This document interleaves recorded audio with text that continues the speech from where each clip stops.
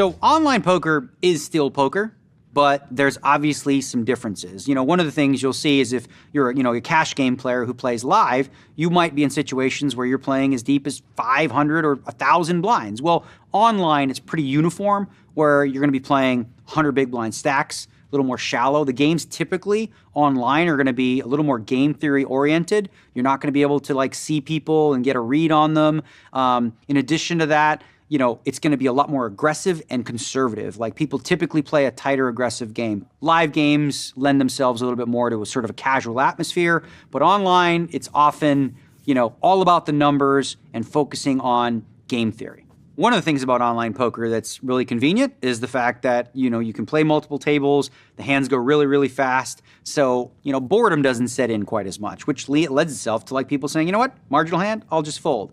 Whereas if you're sitting at a live table, sometimes a guy doesn't get a hand to play for an hour, he's bored and he sees queen nine and he thinks, you know what, it's worth a shot. That doesn't happen as often online simply because of the speed of play. You're going to see a lot more hands in an hour playing online than you would playing live, especially if you're multi-tabling.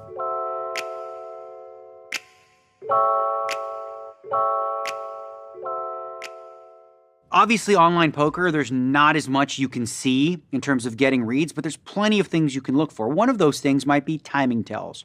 So in a situation, if you notice that a player, normally takes 10 to 12 seconds to act and all of a sudden act instantly, well, you can bank that away and look for tendencies there. Maybe he's acted instantly because he's so confident and sure of his hand that he's likely to have a stronger hand. Now, that's not always true.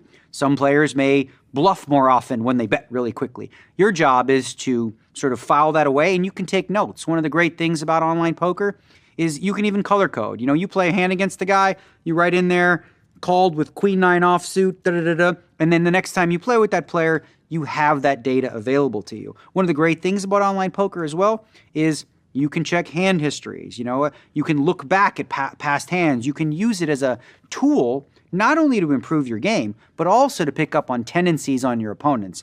There's various software available that can help you sort of track, if you will, the tendencies of your opponents. You can figure out, okay, well, when this guy is on the button, he raises 80% of the time. And that's valuable information for you to understand when you play against that player in the future. You'll have a better idea of what his range is likely to be. A player who's raising 80% of the hands on the button, well, let's take a look at what 80% of hands represents.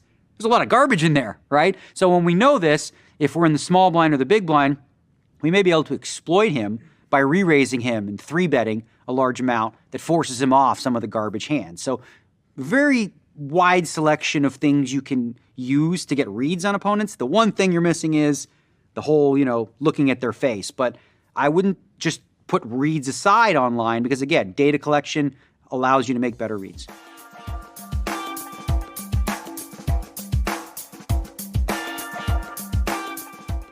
When you're playing online poker, one of the other considerations to think about is, well, how many tables should you play? So ideally, if you want your win rate to be the highest in one specific game, you just play one game, so you can focus all your attention and energy on that one game. The more games you add, the lower your edge in each one because it's more difficult for your brain to process what's happening across 12 different games. You're not going to spot as many of the tendencies. Now, having said that, some of you will be better at that than others, in terms of being able to focus on a wide variety of games for a long period of time. Burnout online is something that you have to be very, very cognizant of because when you're playing live, you're playing about 30 hands an hour, right? One online game, if you're playing one table, you're looking at maybe 70, 60. Multiply that by 6, you're playing 400. By 12, you're playing almost 1,000 hands an hour.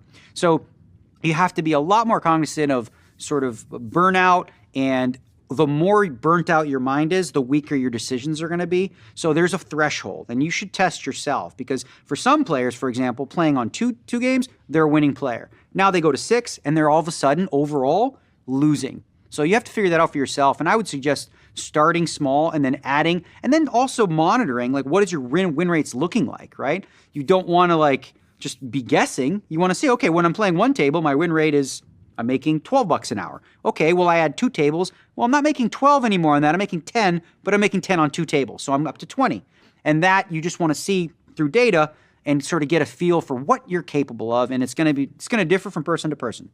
Another one of the drawbacks of playing too many tables is it sort of enforces bad habits. Again, it's very difficult to pay real close attention. And, if you want to be a great poker player, you want to be seeing everything that's happening at the table. And again, when you're playing 12 tables, you can very easily go into autopilot and just be playing sort of like a basic strategy that isn't optimal, but you're doing it because, maybe you're tired, maybe it's just too difficult to focus there. So in situations like that, you want to be aware of that and maybe scale back so that you can play your A game across all the games that you're playing.